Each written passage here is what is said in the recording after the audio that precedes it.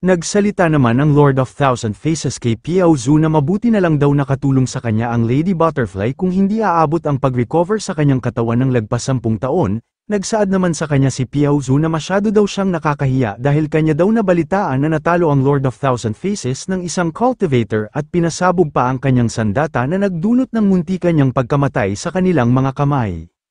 Ayon naman ng Lord of Thousand Faces na huwag daw niya siyang pagsabihan ng masama. At baka mas masahol pa siya sa kanya kapag nakilala niya ang tao na tumalo sa kanya. Kampante naman na sinabihan ni Piao Zhu ang Lord of Thousand Faces na nasa Dao Palace stage pa lang daw ang kanyang nakalaban sa ngayon. Tama daw ba siya?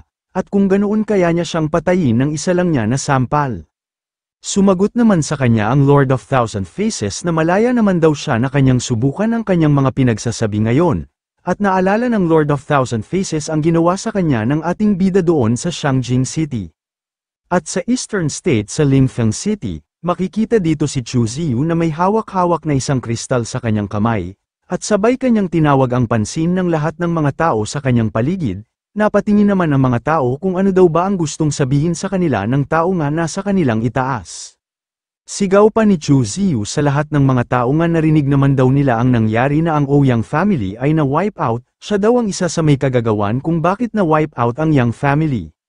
Nagulat naman ang mga tao dahil hindi sila makapaniwala na ang tao na nasa kanilang harapan ngayon ay ang may kagagawan kung bakit na-wipe out ang Yang family. Nagsalita naman ang iba na kung hindi daw ba alam ng lalaki na ito na hinahanap siya ngayon ng ibang pamilya. Ang iba naman ay nagsasabi na kung paano daw naglakas ng loob ang lalaki na ito na ipakita ang kanyang sarili, baliw na daw ba ang tao na ito. Sabi naman ni Chu Ziyu sa lahat na hindi ba daw nila alam kung bakit niya nilipol ang Ouyang family. Ngayon kanya daw isisiwalat kung bakit niya iyon ginawa, at sabay itinaas ni Chu Ziyu ang kristal na kanyang hawak-hawak at ang mga tao naman ay laking gulat sa kanilang nakita sa imahe ng kristal dahil ipinakita dito ang mga maraming mga bangkay ng babae nga nakalagay sa kulungan, nasabi na lang ng iilang mga tao nga nakakita na kung ano daw ba ito, masyado daw madaming mga pinatuyo na mga bangkay. Saad pa ni Chu Ziyu sa kanilang lahat na itong mga ito daw ay ang imahe na kanyang nakunan doon sa Ouyang family secret basement. At dagdag pa ni Chu Ziyu na ang Yang family daw ay nakipagsabuatan sa mga uri ng mga halimaw na dugo at sila ay nag-cultivate ng blood exchange demonic technique, at itong mga kawawang mga babae na nasa imahe ay ang kanilang mga sakripisyo, kung kaya kanya daw inaanunsyo sa buong Linfeng City, na katulad daw nitong Ouyang family, ang Tan family ay nakipagsabuatan din sa mga halimaw na dugo at palihim sila na pumapatay ng kanilang kapwa-tao. Nagsalita naman ang isang lalaki kay Chu Ziyu na bakit daw niya sinasabi ang mga ganito, mayroon daw ba siyang pruweba na totoo ang kanyang mga sinabi sa kanila ngayon. Sumagot naman si Chu Ziyu na sundan daw nila siya doon sa Tan family at alamin nila doon kung totoo ba ang kanyang mga sinabi sa kanila ngayon. Napatingin naman ang mga kalalakihan sa kanilang itaas dahil mayroong nagsalita sa kanila na isang babae, saad pa nito kay Chu Ziyu na pupunta daw ba ito sa Tan family, masyado daw itong mayabang. At dagdag pa nito kay Chu Ziyu na hindi pa daw nila siya nahanap ngunit tumalo na daw ito sa kanyang sariling yabang. Ang babae pala na ito ay si Tanru Shuang, isang laser saint na nakatalaga sa Linfeng City. Ngunit hanggang pakilala lang pala ang papel ng babae na ito sa ating kwento dahil madali lang binali ni Mu Feiyan ang kanyang ulo at agad itong binawian ng buhay. At agad itong itinapon ni Mu Feiyan papunta sa ibaba. Si Chu Ziyu naman ay nagpapasalamat kay Mu Feiyan sa kanyang ginawa. Natakot naman kay Mu Feiyan ang ibang tao at ang iba naman ay nagulat dahil pinatay lang ni Mu Feiyan sa isa lang niya na kamay si Tanru Shuang at ang iba naman ay manghang-mangha sa lakas ni Mu Feiyan dahil parang mas mataas pa daw ang kanyang cultivation sa isang saint. Agad naman bumahing si Chu Ziyu at kanyang sinabihan ang lahat na ang isang laser saint daw ng Tang family ay namatay na, sundan daw nila siya at kanilang iligtas ang mga kawawang mga babae na kanilang ikinulong doon. Napapaisip naman ang ibang mga lalaki habang naglalaway dahil kapag nakaligtas sila doon ng isang magandang babae baka doon pa nila makita ang kanilang mapapangasawa. At sa ilang sandali nakarating na nga sila sa Tang family at makikita ang dalawang bantay sa gate ng Tang family na kanilang pinipigilan ang mga papasugod sa kanila, habang ang mga tao naman ay walang pakialam at kanila pang sinisigaw na patayin daw nila ang mga miyembro ng Tang family, habang si Chu Ziyu naman ay kanya lang silang pinapanood. Nagsalita naman ang isang bantay ng Tang family na kung ano daw ba ang kanilang ginagawa ito daw ang Tang family, hindi daw nila papayagan ang kanilang agresibo na galaw, Habang ang mga mamamayan naman ay walang pakialam sa pinagsasabi sa kanila ng dalawang bantay bagkus naghahanda pa ito upang atakihin ang dalawang bantay. Sigaw pa sa lahat ni Chu Ziyu na itong Tang family daw ay isang taksil dahil nakikipagsabuatan sila sa mga blood monsters at kanilang pinapatay ang kanilang kapwa-tao, sugurin daw nila sila sa loob at kanilang iligtas ang mga tao na kanilang ginawang sakripisyo. Sumang-ayon naman ang mga maraming mamamayan at kanilang sinisigaw na patayin daw nilang lahat ang mga miyembro ng Tang family. Si Chu Ziyu naman ay kanyang tinitingnan ng mga mamamayan na nakapasok na sa loob ng Tang family. At sa kanyang isip-isip na alam na daw niya dahil itong mga cultivators daw na ito ay matagal nang inaapi ng Tang family. Bigyan daw niya sila muna ng pagpapalakas ng kumpiyansa upang kanilang singilin ang Tang family ng walang pag-alinlangan. At bigla naman nagsalita si Mu Feiyan sa likod ni Chu Ziyu dahil nakita na daw niya ang secret room ng Tang family. Sabi naman ni Chu Ziyu sa kanya na gawin na daw niya yon, sabay hawak sa puwit ni Mu Feiyan. Sumang-ayon naman si Mu Feiyan sa utos sa kanya ng ating bida. At nag-utos na nga si Chu Ziyu sa lahat na sundan daw nila siya dahil kanya daw ihahayag ang totoong mukha nitong Tang family, at sa ilang sandali makikita ang malaking pagsabog galing sa loob ng Tang family, at sumambulat dito ang mga maraming mga katawan ng mga miyembro ng Tang family. Natuwa naman ang isang lalaki habang kanyang tinitingnan ang bangkay ng kabilang sa Tang family. Dahil patayin daw nilang lahat ang mga kabilang sa pamilyang ito. Nagsaad naman sa kanila si Chu Ziyu na hindi lang daw ang Tang family ang ganito maging ang Yang family, Mu family, lahat ng mga pamilyang ito ay magkatulad, hindi na daw nila sila matatawag na isang tao, dahil ang kanilang pagbebenta ng kapwa-tao ay matatawag na kalaban sila ng buong sangkatauhan. Sumang-ayon naman ang isang lalaki sa mga salita ni Chu Ziyu dahil tama daw siya ang pamilya daw na ito ay mga halimaw, dapat lang sa kanila na maubos, kanya daw silang papatayin ng isa-isa. At bigla, mayroong isang malaking kamay galing sa itaas na bigla na lang lumitaw at tatama na sa mga cultivators na sumalakay sa Tang family. Natakot naman ang mga maraming cultivators dahil ang ancestor daw ng Tang family ay dumating na, at makikita sa buong lugar ang bakas ng malaking kamay na tumama sa iilang mga cultivators. Sigaw pa ng Tang family ancestor sa mga maraming cultivators na sumalakay sa kanyang pamilya na hindi daw siya matatawag na isang tao kapag hindi niya silang lahat mapapatay. Habang sila Chu Ziyu naman at si Mu Feiyan ay kampante lang na kanilang pinapanood sa unahan ang mga sigawan ng mga cultivators upang makatakas sa Tang ancestor, at saad pa ni Chu Ziyu na ang Tang ancestor daw ay kanyang na-trigger ang kanyang ginawang formation. Masyado naman nag-alala si Mu Feiyan sa kanyang minamahal dahil masyado daw mapanganib ang kanyang gagawin. Nagsalita naman si Chu Ziyu kay Mu Feiyan na huwag na daw itong mag-alala sa kanya. Dahil kahit ang Lord of Thousand Faces na umabot na sa 5th stage of Great Saints ay kanya itong nalinlang na halos umabot pa ito sa pagsusuka ng dugo, at itong ancestor ng Tang family ay isa lamang Great Saints na tumuntong sa 3rd stage kung kaya wala itong problema para sa kanya. Napapaisip naman si Mu Feiyan sa mga salita ni Chu Ziyu sa kanya at namumula ang kanyang mukha dahil sa panlalambing ni Chu Ziyu sa kanya. Samantala ang Tang ancestor naman ay kanyang sinigawan ang mga cultivators na sumalakay sa kanyang pamilya na naglakas pa daw sila ng loob na tumayo sa kanilang nasasakupan, sumalakay na daw ito sa kanya ng sabay-sabay at pagbibigyan niya sila sa kanilang madaling kamatayan. Ngunit nabigla naman ang Tang ancestor dahil ano daw itong kulay lila na bumabalot sa kanyang paligid.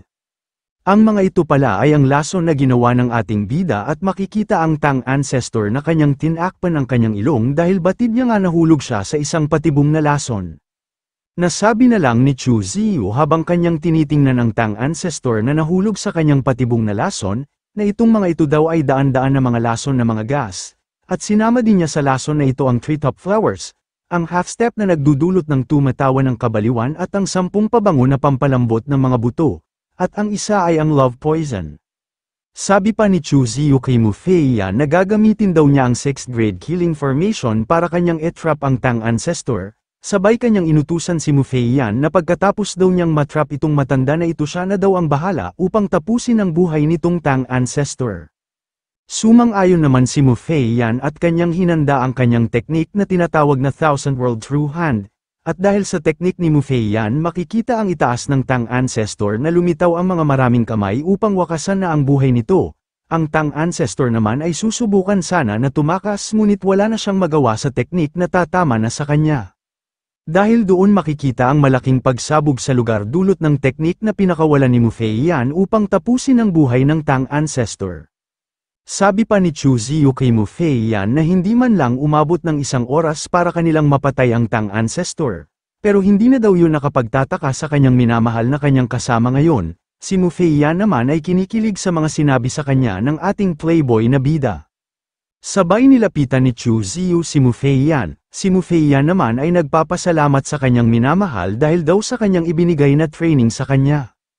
At dagdag pa ni Mu Feiyan kay Chu Ziyu na may halong pag-alala na itong nangyari daw ngayon na pagkawasak ng Tang family ay hindi tatagal kakalat itong balita na ito at malalaman ng ibang mga pamilya na kanilang mga kakampi, at sigurado na ang mga yun ay hahanapin sila ano na lang daw kaya na kung bumalik na lang sila doon sa Southern Realm sa lalong madaling panahon. Sumang-ayon naman si Chu Ziyu sa mga sinabi sa kanya ni Mu Feiyan, pero bago daw sila bumalik doon bibigyan daw muna niya siya ng isang gantimpala sa kanyang pagtulong sa kanya. Si Mu Feiyan naman ay namumula ang kanyang mukha dahil batid niya na tutuhugin na naman siya ng ating manyakol na bida. At sa kabilang banda sa Eastern State sa Chilean Mountain Range, makikita dito ang ancestor ng Yang family na tumatakbo sabay kanyang sinabihan si Piao Zhu na walang hiya daw ito paano daw siya naglakas na loob na kumilos na kalabanin siya. Sumagot naman sa kanya si Piao Zhu na hayaan na lang daw nila siya na kanilang halongkatin ang kanyang kaluluwa. At gusto lang naman daw nilang tingnan ang secret technique nga nasa kanya. Kung kaya hindi na niya kailangan na tumakbo, sumagot naman sa kanya ang ancestor ng Yang family habang takot na kung ano daw bang teknik ang kanilang tinutukoy dahil wala naman sa kanya ang kanilang hinahanap na teknik. At sa ilang sandali nahuli na ng Lord of Thousand Faces at ni Piao Zhu ang ancestor ng Yang family, saad pa ng Lord of Thousand Faces sa ancestor ng Yang family na hindi daw siya makakatakas sa kanila. Sumagot naman sa kanya ang ancestor ng Yang family na kahit kanila pa daw siyang nahuli ngayon hindi daw niya hahayaan na kanilang makuha galing sa kanya ang Z-secret technique. At wala nang nagawa ang ancestor ng Yang family kung hindi mag-self-destruct, at makikita sa kanilang kinaroroonan ang malaking pagsabog, napamura na lang ang Lord of Thousand Faces dahil nag-self-destruct daw ang tao na yon. Nagsalita naman si Piao Zhu sa Lord of Thousand Faces na huwag na lang daw nila itong intindihin dahil sa tingin niya ang tao na may gawa sa pagwasak sa Yang family ay kanyang nakuha ang Z-secret technique, galing sa asawa ng matandang ito. At dagdag pa ni Piao Zhu habang inis na kailangan daw nilang mahanap ang tao na yun kahit pa kanilang baliktarin ang mga tao dito sa human realm. At lumipas ang 2 araw makikita si Qin Yi na nagsasanay ng pag-cultivate sa labas ng kanilang tinutuluyan. At sa loob naman ng silid makikita dito ang ating manyakol na bida at si Mu Feiyan nga naglalambingan sa kama. Sabi pa ni Chu Ziyu kay Mu Feiyan na huwag daw itong masyadong maingay dahil baka marinig silang dalawa ni Qin Yi doon sa labas. At pagkatapos hawakan daw niya ang sa kanya at huwag itong gumawa ng ingay. At makikita naman si Mu Feiyan na kanyang pinipilit na hindi lumabas sa silid ang ingay ng kanyang pag-ungol. At napatakip na lang ito sa kanyang bibig habang namumula ang kanyang mukha sabay kanyang sinabihan ang ating manyakol na bida na galit na daw siya sa ating manyakol na bida, pero halata naman sa kanyang mukha na ito ay masyadong nasarapan. Ayon naman ni Chu Ziyu na kung hindi daw ba niya gusto ang kanilang posisyon ngayon, pwede naman na siya na lang ang magmamaneho sa kanilang ginagawa. At mas lalong napaungol si Mu Feiyan dahil mayroong dinukot si Chu Ziyu sa ibabang parte ng katawan ni Mu Feiyan. At nagsaad si Mu Feiyan sa ating manyakol na bida na tulungan daw niya siya dahil halos mag-breakthrough na siya patungo sa 3rd stage of Great Saint. Sumagot naman sa kanya ang ating manyakol na bida na tutulungan daw niya siya sa kanyang pag-breakthrough, pero kailangan siya ang magmamaneho sa kanilang gagawin ngayon, at sumang-ayon naman si Mu Feiyan sa sinabi sa kanya ng ating manyakol na bida. Sa ilang sandali makikita silang dalawa na sinimulan na nila ang kanilang masaya na ginagawa at makikita din si Mu Feiyan nga nasa ibabaw ng ating manyakol na bida. At kitang-kita sa mukha ni Mu Feiyan na ito ay labis nga nasarapan sa kanilang ginagawang dalawa ng ating manyakol na bida at hindi niya mapigilan ang kanyang pag-ungol dahil sa labis na sarap sa kanyang pakiramdam dahil siya daw ay nag-breakthrough. At sa ilang sandali natapos na sila sa kanilang masaya na ginagawa at binabati naman ni Chu Ziyu si Mu Feiyan dahil nag-breakthrough na daw ito. Si Mu Feiyan naman ay halos hindi makasalita dahil sa sarap ng kanyang pakiramdam. At nagulat naman si Mu Feiyan nang mayroong ibinigay sa kanya si Chu Ziyu na isang buto. At ito ay nagtanong kay Chu Ziyu nga nakabuo daw ba ito ng isang divine grade seed, dahil ang kanya lang pagkakaalam sa bagay na ito na ang mga emperors lang ang pwede na makagawa nitong ganitong divine grade seeds, ngunit ito daw ay nagawa ng Holy Son. At nag-notify ang system na ang pagbalik daw ng isang Dao seed ay may uri ng godly power seed, ang grado nito ay isang emperor grade, ang mga yugto ay newborn, ang newborn ay ang paglago ng kapanahunan ng pananaw, at tandaan kapag itong buto ay umabot sa pagiging perpekto, maaari kang mag-breakthrough patungo sa isang godly power stage. At tumayo na nga si Mu Feiyan sabay kanyang sinabihan si Chu Ziyu na aalis daw muna siya dahil maghahanap daw siya ng mga karne upang mapunan daw ang katawan ng ating bida. Nagpasalamat naman si Chu Ziyu sa kabaitan ng kanyang babae. Natuwa naman si Chu Ziyu dahil ngayon daw ay maganda ang araw kung kaya maghahanap daw siya ng isang lugar upang kanyang pag-aralan itong seed energy. At lumipas ang ilang sandali makikita si Chu Ziyu na kanyang kinultivate ang seed energy, dahil ang lugar daw na ito ay makapal ang spiritual energy at panahon na daw niya para kanya itong e-cultivate. Habang seryoso nga nag-cultivate si Chu Ziyu, nag-notify ang kanyang system sabi pa nito kay Chu Ziyu na unang beses pa daw niya na kanyang naranasan itong seed energy, at kanya daw na-detect na ito ay nagpapalabas ng rootless divine water.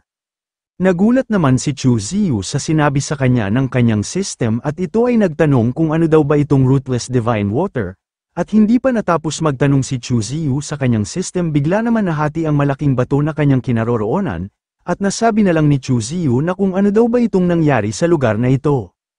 At mas lalong nabigla si Chu Ziyu dahil may isang babae ang lumitaw sa likod ng makakapal na mga alikabok, at agad itong tinanong ni Chu Ziyu kung sino daw ba ito. Wala naman pakialam ang babae sa tanong ni Chu Ziyu sa kanya bagkus kanya pa itong tinanong kung gaano daw ba siya katagal na tulog at anong era na daw ngayon sa primordial.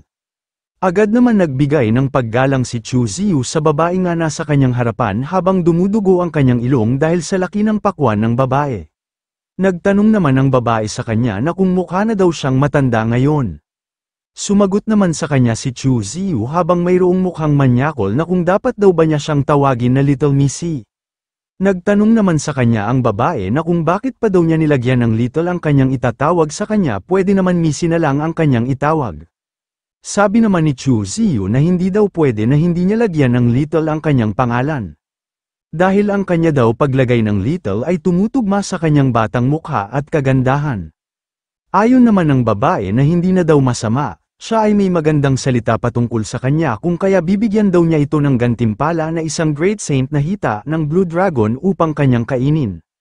At ipinalabas na nga ng babae ang hita ng Blue Dragon saad pa niya kay Chu Ziyu na sa kasamaan na palad ito lang daw ang mayroon siya wala daw siyang king level na mga karne kaya kunin na daw niya ito. Nagulat naman si Chu Ziyu sa inilabas na karne ng babae at kanya na lang nasabi na nakakabaliw na daw itong babae na ito dahil nagpalabas siya ng isang karne na umabot na sa antas ng Great Saint, sino daw ba talaga itong babae na ito?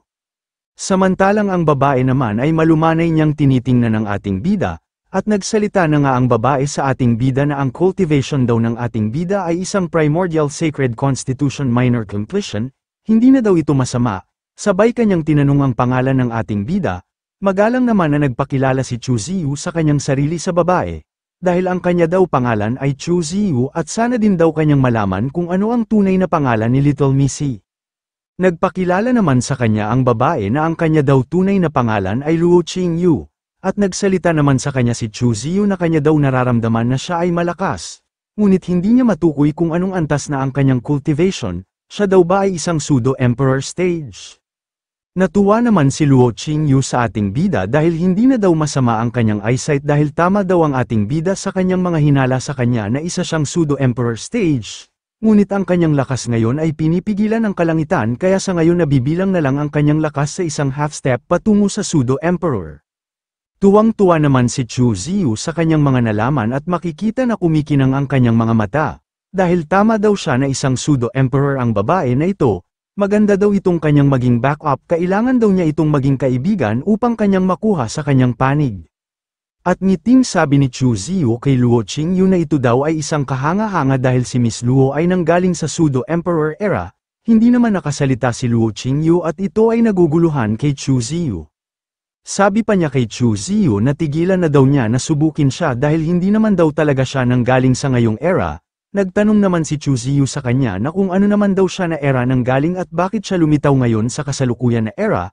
Sumagot naman kay Chu Ziyu si Luo Qingyu na kanya daw isinild ang kanyang sarili sa isang primordial at magigising lang siya sa pamamagitan ng rootless divine water energy. Sa isip-isip naman ni Chu Ziyu na kung ang babae daw ba na ito ay nanggaling sa primordial na era, ngunit yun daw ay billions of years na ang nakalipas. Sabi pa ni Luo Qingyu kay Chu Ziyu na sa katunayan daw ay isa na siyang 5,000 years old bago kanyang isinild ang kanyang sarili, at malamang siya ang pinakabata na naging pseudo-emperor. Sa isip-isip naman ni Chu Ziyu habang kanyang pinapakinggan ang mga sinabi sa kanya ni Luo Qingyu, na kanya daw isinild ang kanyang sarili ngunit nagising siya nang dahil sa kanya. Ito daw ba ang sinasabi nila na gumagawa ng kapalaran sa mahiwagang panahon?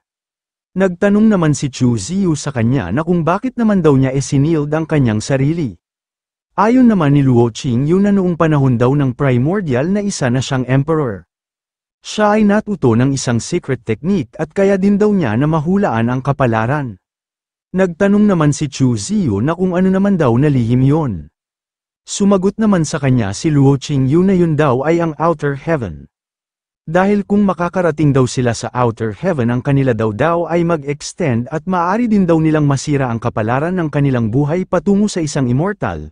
Ngunit sa kasamaan na palad kahit sila na mga emperor sa panahon ng primordial ay hindi nahanap ang paraan upang makapunta sa outer heaven, at ang iilan sa kanila ay kanilang isinild ang mga sarili dahil nagbabaka sakali sila na mahanap nila ang paraan sa hinaharap upang maging isang immortal. Nagsalita naman si Chu Ziyu sa kanya na sa paraan daw ng kanyang pananalita ngayon, ibig daw bang sabihin may iilan pang mga pseudo-emperor ang isinild ang kanilang sarili katulad niya.